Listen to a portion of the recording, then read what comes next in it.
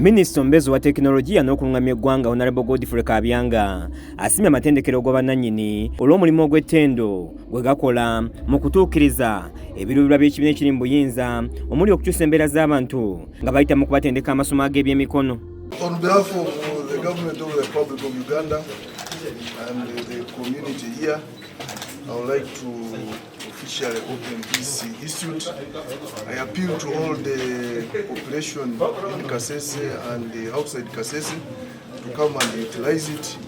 Minisita Kabyanga byogedde ng'omugenyi omukulu mu kutongoza ettendekero erya Lwetutu Christian Vocational Institute erisangibwa mu ggombolola y'ennyanja Katwe mu disitulikiti y'e Katwe ng'ategeezezza nti omukulembeze gwanga Yoweri Kaguta Museveni naye essira alitadde ku masomo ag'ebyemikono ekigenda okuyamba okujja bannayuganda mu bwavu.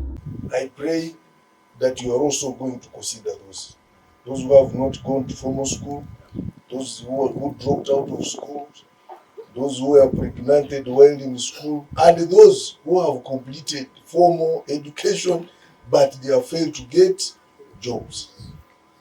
If you can go into that, that's where we are moving as government. And President Museveni is overemphasizing that we should now start diversifying and changing our education system. Ono asuubiza nti wakufuula nga gavumenti emiramu n'ettendekero lino kiyambeko okutaasa ku baana ab'obuwala bawanduka mu ssomero nabo basobole okufuna obuyigirize n'obukugu.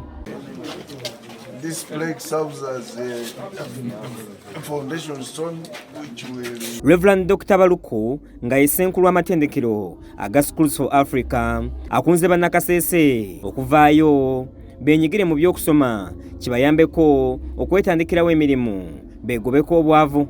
Spiritual development and educational development and economic development, because it's like was said earlier, we don't want to be job takers, we want to be job makers. And it's very important.